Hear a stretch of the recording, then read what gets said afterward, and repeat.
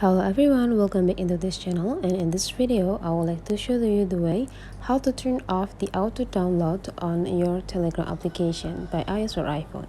So the first thing you have to do now is just go open your Telegram. So the Telegram will be signed by this, and after that you just need to go click it, and whenever you open it now, make sure that you are in a settings section. If you are in the chat section, you just need to go click this settings section.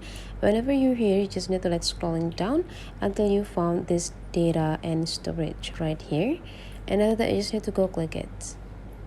And now you just need to take a look on the second boxes here, the automatic media download. So you just need to click this using cellular here, and you need to turn off this auto download media.